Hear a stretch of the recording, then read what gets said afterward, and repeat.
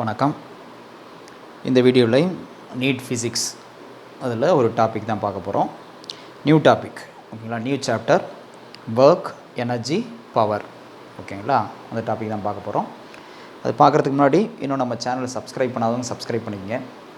அடுத்து online crash course for NEET அதை பற்றி சொல்லிகிட்டு இருக்கோம். ஸோ மே 25 கிளாஸ் ஸ்டார்ட் ஆகுது, ஓகேங்களா. மே 25 ஸ்டார்ட் ஆகுது. கரண்ட்டு +2 ஸ்டூடெண்ட்ஸ்க்கு, ஓகேங்களா. அதாவது இப்போ +2 எக்ஸாம் முடியுது இல்லையா, அவங்களுக்கு மே 25 கிராஷ் கோர்ஸ் ஸ்டார்ட் ஆகுது, online live class. So already நான் சொல்லியிருக்கேன், ஒரு பேட்சுக்கு அட் அ டைமில் 3 பேர் மட்டும்தான் படிக்க முடியும். ஸோ மேக்ஸிமம் ஒரு நாளைக்கு 5 பேட்சஸ் கண்டக்ட் பண்ண முடியும், அவ்வளோதான். இப்போ மேக்ஸிமம் ஸ்டூடெண்ட்ஸ் வந்து 15 ஸ்டூடெண்ட்ஸ் தான் ஜாயின் பண்ண முடியும். லிமிட்டட் கேண்டிடேட்ஸ் தான், லிமிட்டட் நம்பர் ஆஃப் கேண்டிடேட்ஸ் தான், ஓகேங்களா. ஸோ இன்ட்ரெஸ்ட் உள்ள ஸ்டூடெண்ட்ஸு டிஸ்கிரிப்ஷனில் காண்டாக்ட் நம்பருக்கு காண்டாக்ட் பண்ணி நீங்கள் ஜாயின் பண்ணிக்கலாம், ஃபர்தர் டீட்டெயில்ஸ் கேட்டுக்கலாம், ஓகேங்களா. மே 25 ஸ்டார்ட் பண்ணி ஜூலை 15 வரலையும் கிளாஸஸ் போகும், ஓகே, ரைட். இப்போ நம்ம டாபிக் உள்ளே போகலாம். So new topic, work, energy, power. First இதில் உள்ள இம்பார்ட்டன்ட் ஃபார்முலா, அதில் ஒர்க் இந்த ஏரியாவில் உள்ள இம்பார்ட்டன்ட் ஃபார்முலா மட்டும் முதல்ல பார்த்துருவோம். அதுக்கப்புறம் இதுக்கு ரிலேட்டட் நியூமரிக்கல் ப்ராப்ளம் பார்க்கலாம், ஓகே. இதில் பாருங்கள், first work done by the force. ஜென்ரலாக work done by the force என்ன ஃபார்முலா அப்படின்னா, W = F vector dot S vector. ரெண்டுமே வெக்டார் தான், ஃபோர்ஸும் வெக்டார், டிஸ்பிளேஸ்மெண்ட்டும் வெக்டார் தான்.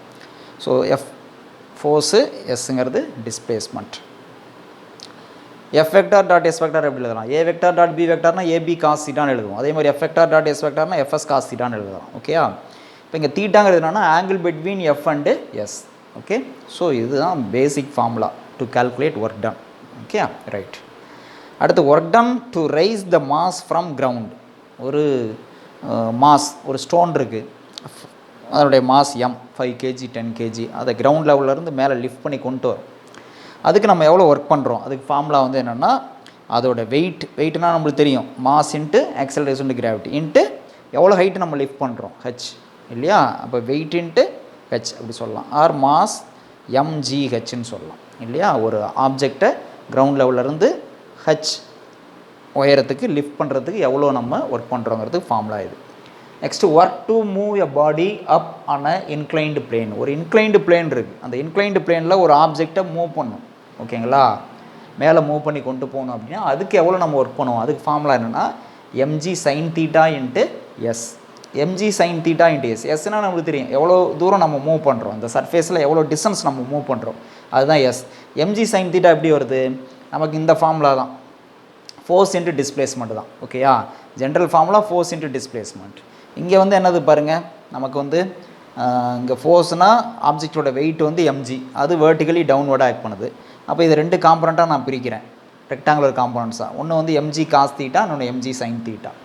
அப்போ இங்கே நம்ம எப்படி மூவ் பண்ணணும், இந்த சர்ஃபேஸில் மேலே மூவ் பண்ணி கொண்டு போகணும். அப்போ இது நமக்கு எகெயின்ஸ்டாக ஆக்ட் பண்ணுற ஃபோர்ஸ் இங்கே என்னது, இந்த mg sin θ தான். அப்போ அதுக்கு ஈக்குவலாக நம்ம ஃபோர்ஸ் அப்ளை பண்ணால் தான் ஆப்ஜெக்டை மேலே மூவ் பண்ணி கொண்டு போக முடியும். அப்போ நம்ம அப்ளை பண்ண வேண்டிய ஃபோர்ஸ் வந்து என்னது, mg sin θ. இந்த ஃபோர்ஸ்க்கு ஈக்குவலாக தான் நம்ம ஃபோர்ஸ் அப்ளை பண்ணுறோம், இன்ட்டு டிஸ்பிளேஸ்மெண்ட் பண்ணால் ஒர்க் டன் கிடச்சிடும், ரைட்.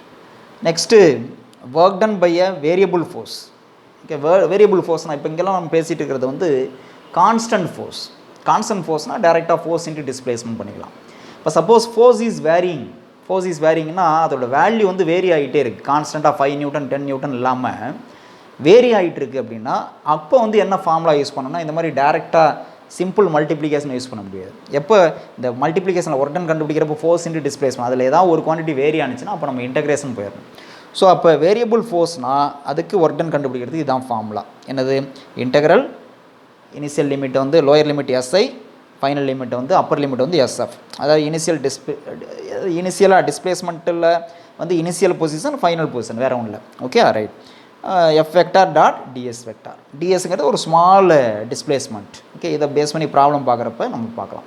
இவ்வளோ தான் ஃபார்முலாஸ் அப்படின்னு பார்த்தா. இதில் ஒர்க் ரிலேட்டட் ஃபார்முலாஸ், ஓகே. இதில் வந்து 3 டாபிக்ஸ் இருக்குது. அதில் ஒர்க் மட்டும், ஒர்க் டாப்பிக்கில் மட்டும் இம்பார்ட்டன்ட் ஃபார்முலாஸ் மட்டும் சொல்லியிருக்கேன், ஓகேங்களா. இதை நோட் பண்ணிங்க, ஃபர்தராக நம்ம இதுக்கு ரிலேட்டட் ப்ராப்ளம் சால்வ் பண்ணலாம்.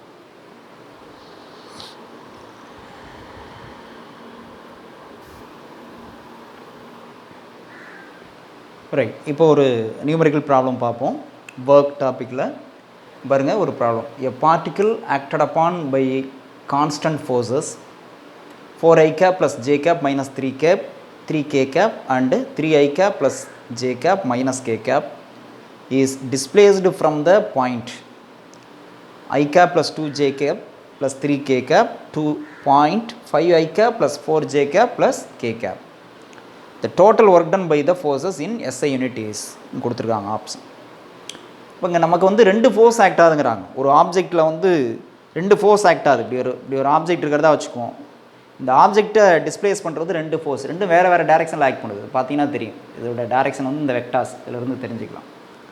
ஓகேயா? அப்போ ரெண்டு ஃபோர்ஸஸ் ஆக்ட் பண்ணுது. F1 ஒரு ஃபோர்ஸ், F2 ஒரு ஃபோர்ஸ், ரெண்டு ஃபோர்ஸ் ஆக்ட் பண்ணுது. இந்த ரெண்டுக்கும் நமக்கு வந்து ஆட் பண்ணணும், வெக்டார் அடிஷன் பண்ணிக்கணும். அப்போ நமக்கு டோட்டல் ஃபோர்ஸ் கிடைச்சிரும் இல்லையா? அப்போ டோட்டல் ஃபோர்ஸ் என்னது? F vector equal to F1 vector plus F2 vector. Vector addition பண்ணிக்கணும், ஃபோர்ஸ் தெரிஞ்சிடும். அடுத்து டிஸ்பிளேஸ்மெண்ட் பாருங்கள். டிஸ்பிளேஸ்மெண்ட் இங்கே பொசிஷன் தான் கொடுத்துருக்காங்க. ஒரு பாயிண்ட், இந்த வெக்டார் என்னென்னா ஆப்ஜெக்ட் வந்து இந்த பாயிண்டில் இருக்குது. இது வந்து ஃபஸ்ட்டு, இது வந்து என்னது? S1 வெக்டார்னு வச்சுக்குவோம், இந்த பொசிஷன். ஓகேயா? அடுத்து வந்து இங்கேருந்து எங்கே போகுது ஆப்ஜெக்ட்டு? ஃபார் எக்ஸாம்பிள் இங்கே இந்த இடத்துல போகிறதா வச்சுக்குவோம், இங்கே மூவ் பண்ணுதுன்னு வச்சுக்குவோம். இது வந்து என்னது? S2 vector. ஓகேயா? அதுதான் இந்த வெக்டார். அப்போ நம்ம டிஸ்பிளேஸ்மெண்ட் கண்டுபிடிக்கணும். இங்கேருந்து ஆப்ஜெக்ட் இங்கே போயிருக்கு, அது எப்படி கண்டுபிடிக்கலாம்? இப்போ ஃபார் எக்ஸாம்பிள் இதை வந்து நம்ம பொசிஷன் வெக்டார் வந்து ஆரில் சொல்லுவோம். இது வந்து R1 வெக்டார், இது வந்து R2 வெக்டார்னு சொல்லுவோம். ஓகே? அப்போ ஆர் வெக்டார் டிஸ்பிளேஸ்மெண்ட் வேணும் நமக்கு. ஆப்ஜெக்ட் எவ்வளோ தூரம் மூவ் ஆகிருக்குங்கிறது வேணும். அதுக்கு என்ன பண்ணணும்? ஆர் வெக்டார் ஈக்குவல் டு என்ன, எப்படி கண்டுபிடிக்கணும்? Final position minus initial position, that is R2 vector minus R1 vector. Okay? Displacement கண்டுபிடிக்கிறப்ப என்ன பண்ணணும்? சப்ட்ராக்ட் பண்ணணும். ஃபைனல் பொசிஷன்லேருந்து இனிஷியல் பொசிஷன். டோட்டல் ஃபோர்ஸ் கண்டுபிடிக்கிறப்ப ஆட் பண்ணணும். இது தெரிஞ்சிருச்சுன்னா நம்ம என்ன பண்ணலாம்? ஒர்க் டன் கண்டுபிடிக்கலாமா? ஒர்க் டன் ஜென்ரல் ஃபார்முலா என்னது? ஒர்க் டன் அப்படின்னா work done W equal to என்ன ஃபார்முலா? Force into displacement. அவ்வளோதான். F vector dot R vector, dot product தான். ஏன்னா இந்த கிடைக்கிற ரிசல்ட் வந்து ஒரு ஸ்கேலார். அப்போ நம்ம டாட் ப்ராடக்ட் பண்ணுவோம். அப்போ என்ன இங்கே பண்ணோம்? எஃப் வெக்டார் போல் என்ன பண்ணோம்? F1 vector plus F2 vector இல்லையா? F1 vector plus F2 vector dot R vector போல் என்ன பண்ணோம்? R2 vector minus R1 vector. So R2 vector minus R1 vector. அவ்வளோதான்.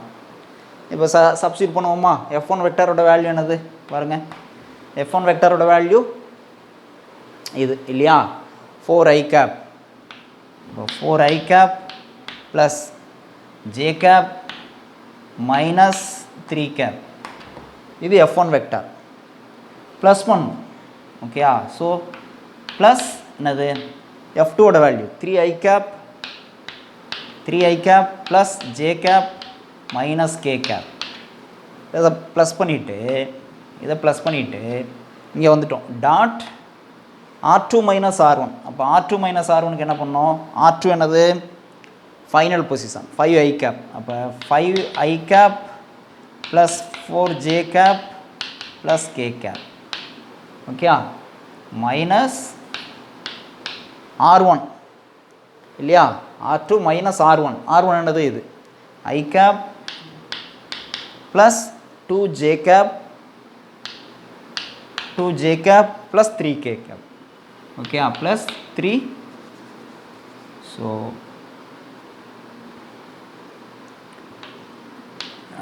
Minus i cap plus 2j cap plus 3k cap. ஓகேயா? இப்படி பண்ணோம். இப்போ என்ன பண்ணோம்? ரெண்டு வெக்டாரை ஆட் பண்ணுறோம், அவ்வளோதான். ஐயோட ஆட் பண்ணணும். ஐயோட கோஎஃபிஷியண்ட்டை ஐயோட கோஎஃபிஷியண்ட்டோட ஆட் பண்ணணும், அவ்வளோதான் இல்லையா? அப்போ என்ன பண்ணோம்? 4i ப்ளஸ் 3i எவ்வளோ வரும்? 7i வருமா? So 7i cap J plus plus 2j. அடுத்து மைனஸ் 3k மைனஸ் k எவ்வளோ வரும்? Minus 4k. இதுதான் F vector. Okay? So dot இங்கே இதிலேருந்து இதை சப்ட்ராக்ட் பண்ணணும். பாருங்கள் 5i மைனஸ் i எவ்வளவு? 4i. 4i gap 4j minus 2j. அப்போ என்னது ப்ளஸ் 2j வருமா? அடுத்து ப்ளஸ் கே மைனஸ் 3k. இந்த மைனஸ் இங்கே மல்டிப்ளை பண்ணுறோம். அப்போ மைனஸ் 2kன்னு வருமா? Minus 2k. இப்போ டாட் ப்ராடக்ட் தான் பண்ணணும். டாட் ப்ராடக்ட் பண்ணுறப்ப என்னது ஐயோட ப்ராடக்ட் பண்ணுங்க. 7 × 4 28. i cap dot i cap ஓட வேல்யூ வந்து என்னது 1. ஓகேயா? Plus 2 × 2 4. j cap dot j cap ஓட வேல்யூ 1. ரைட். அடுத்து மைனஸ் 4 மைனஸ் 2 எவ்வளோ? மைனஸ் இன்ட்டு மைனஸ் ப்ளஸ் ஆகிடும். 4 × 2 8. k cap dot k cap அதோட வேல்யூ வந்து 1. அப்போ எவ்வளோ வருது பாருங்கள் நமக்கு?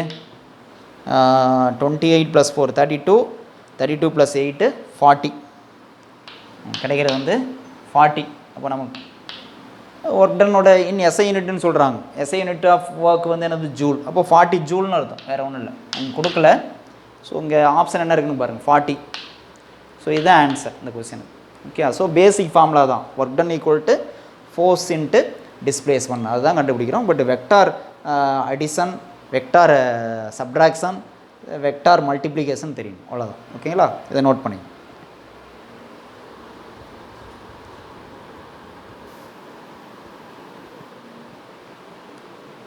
நெக்ஸ்ட் கொஸ்டின் ஒர்க்கில் பாருங்கள். Second question, a uniform chain of length of 2 meter is kept on a table such that a length of 60 centimeter hangs freely from the edge of the table. The total mass of the chain is 4 kg. The work done in pulling the entire chain on the table. G value வந்து 10 m/s² எடுத்துக்கணும்னு சொல்லியிருக்காங்க. Options கொடுத்துருக்காங்க. முதல்ல problem என்ன அப்படிங்கிறத பார்ப்போம். என்ன அப்படின்னா, அங்கே ஒரு டேபிள் இருக்குது. ஓகேயா? இது வந்து டேபிள். ஓகே, இப்படி இருக்குது. ஓகே, இது வந்து டேபிள். இதில் 2 மீட்டர் செயின், 2 மீட்டர் செயின் ஒன்று இருக்குது. இப்படி இருக்கிறதா வச்சுக்கோமே. இது வந்து this is chain, 2 metre chain. அதில் டேபிள் மேலே வச்சுருக்கோம். அதில் எப்படி வச்சுருக்கோம்னா 60 சென்டிமீட்டர் வந்து ஹேங்கிங் ஃப்ரீலி. இதில் 60 சென்டிமீட்டர் வந்து ஹேங்கிங் ஃப்ரீலி. இது வந்து 60 சென்டிமீட்டர் இஸ் ஹேங்கிங் ஃப்ரீலி. ஃப்ரீயாக ஹேங் ஆகுது. எவ்வளோ? 60 சென்டிமீட்டர் தான் ஹேங்கிங். ஓகேயா? ஸோ அப்போ இதில் இந்த பார்ட் வந்து 60 சென்டிமீட்டர். ஓகேயா? மீதி 2 மீட்டர்னு சொல்லியிருக்காங்க. Total length 2 metre. அப்போ டேபிளில் இருக்கிற லென்த் எவ்வளவு?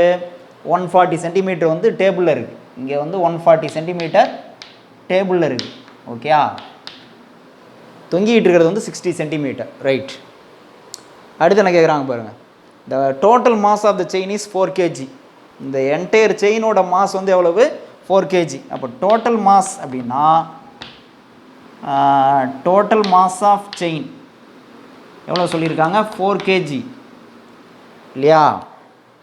நம்ம கண்டுபிடிக்க முடியாது. இந்த work done pulling the entire chain on the table. இங்கே கீழே தொங்கிட்டு இருக்கு இல்லையா? அதையும் மேலே இழுத்து கொண்டு வரணும். அதுக்கு நம்ம எவ்வளோ ஒர்க் பண்ணணும்னு கேட்குறாங்க.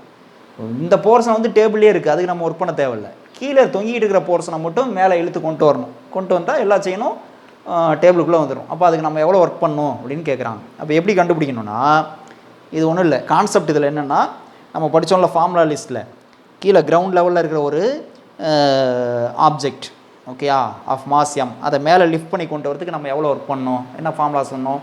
mghன்னு சொன்னோமா இல்லையா? mgனா வெயிட்டு இன்ட்டு ஹச்சுங்கிறது என்னது? எவ்வளோ டிஸ்டன்ஸ் மேலே கொண்டு வரும் அப்படிங்கிறது ஹைட். அதே தான் இங்கேயும். ஓகேயா? ஸோ இப்போ இங்கே வந்து இந்த ஆப்ஜெக்ட் இப்படி தொங்கிட்டு இருக்குது அப்படின்னா 60 சென்டிமீட்டர் லென்த் உள்ள செயின், அதை வந்து இழுத்து மேலே கொண்டு வரதுக்கு எவ்வளோ ஒர்க் டன் அப்படின்னா இதோட வெயிட், அதான் mg இன்ட்டு ஹைட்டு. ஹைட்டுனா அங்கே என்னென்னா இங்கேருந்து இது வரலையும் தொங்குது. இப்போ இதுக்கு எப்படி ஹைட்டு சொல்கிறதுனா, இதோட சென்டர் ஆஃப் கிராவிட்டின்னு ஒன்று இருக்கும்ல, ஜி, அதை வச்சு தான் ஹைட்டை வந்து நம்ம சொல்ல முடியும். ஓகேயா? ஸோ அப்போ நம்ம என்ன கண்டுபிடிக்கணும்னா, ஒர்க் டன் இங்கே கேட்குற ஒர்க் டன் என்ன அப்படின்னா மாஸ் ஆஃப் த என்னது? Mass of the hanging chain, hanging part of the chain, mass of the hanging part of chain, hanging part chain தான் நம்மளுக்கு தெரியுமே, mass of the hanging part into g into height எவ்வளவு? mg weight over ஹச்னா என்னது height, எவ்வளோ தூரம் நம்ம lift பண்ணுறோம் அப்படின்னா இந்த சென்டர் ஆஃப் கிராவிட்டிலேருந்து தான் நம்ம எடுத்துக்கணும். ஓகே, அப்போ டோட்டல் ஹேங்கிங் பார்ட் வந்து 60 சென்டிமீட்டர். அப்போ டேபிளுக்கு வரதுக்கு மீதி என்ன எவ்வளோ இருக்குது, சென்டர் ஆஃப் கிராவிட்டிலேருந்து எடுத்துட்டா 30 சென்டிமீட்டர் தான். ஸோ அப்போ வந்து என்னது 30 சென்டிமீட்டர். ஓகே, 30 சென்டிமீட்டர் புரியுதா? That is distance of center of gravity from the edge of the table அப்படி சொல்லலாம். ஓகே, g இன்ட்டு என்னது distance of cg, center of gravity of chain from edge of the table, இவ்வளோதான். இதை calculate பண்ணோம்னா problem solved. இப்போ mass of the hanging part எப்படி கண்டுபிடிக்கிறது? இந்த போர்ஷனோட மாஸ் மட்டும், என்டையர் செயினோட மாஸ் வந்து 4 kgன்னு சொல்லியிருக்காங்க. அப்போ இந்த போர்ஷனோட மாஸ் மட்டும் எப்படின்னு கண்டுபிடிக்கிறது அப்படின்னா, என்டையர் செயின் வந்து எவ்வளோ லென்த்து 2 மீட்டர். அப்போ 2 மீட்டருக்கு எவ்வளவு 4 kg அப்படி சொல்லலாமா? அப்போ mass of the hanging part எப்படி சொல்லலாம்னா, இங்கே பாருங்க 2 மீட்டருக்கு 4 kgனா 2 மீட்டர் செயினுக்கு 4 kgனா இது எவ்வளோ மீட்ரு? 60 சென்டிமீட்டர்னா எவ்வளோ மீட்ரு? 0.6 மீட்டர்னு சொல்லலாமா? 0.6 மீட்ரு. அப்போ 0.6 மீட்டருக்கு எவ்வளோ அப்படி சொல்லலாமா? இதுதான் mass of the hanging part. 2 meter செயினோட மாஸ் வந்து 4 kgனா 0.6 மீட்டருக்கு எவ்வளோ? ஸோ இது முடிஞ்சது. இன்ட்டு ஜி வேல்யூ எவ்வளோ சொல்லியிருக்காங்க? 10ன்னு வச்சுக்க சொல்லியிருக்காங்க. So 10 into distance of the centre of gravity of chain from the edge of the table. இந்த டிஸ்டன்ஸ் எவ்வளோ இருக்கும்? 30 சென்டிமீட்டர். 30 சென்டிமீட்டர் எப்படி சொல்லலாம்? 0.3 மீட்டர்னு சொல்லலாமா? அப்போ 0.3. இதை சால்வ் பண்ணால் ஆன்சர் கிடச்சிரும். எவ்வளோ வரும் பாருங்கள், இது வந்து 0.3. ஓகே, அப்போ 0.3 இன்ட்டு 0.3 எவ்வளோ? 0.09 வருமா? இல்லை இது வந்து 3 ஆயிடும். 10 இன்ட்டு 0.3 3 ஆகிடும். 3 இன்ட்டு 0.3னா 0.9 ஆகும். இன்ட்டு 4 அப்போ 3.6ன்னு வருமா? ஓகே, ஸோ இப்போ இதோட வேல்யூ வந்து 3.6 ஜூல் ஒர்க் டன். இதை மல்டிப்ளை பண்ணலாம், ஆப்ஷன் இருக்கா? 3.6. ஸோ ஆன்சர் வந்து 3.6 ஜூல். ஸோ உங்கள் கான்செப்ட் வந்து எனது MGH தான், வேறு ஒன்றும் இல்லை. பட் அதை கரெக்டாக அப்ளை பண்ணணும். ஓகே, இன்னும் நிறைய ப்ராப்ளம்ஸ் வந்து சால்வ் பண்ணலாம். வீடியோஸ் வந்து ஷேர் பண்ணுங்கள், நிறைய ஸ்டூடெண்ட்ஸ்க்கு ரீச் ஆகட்டும். Okay, thank you.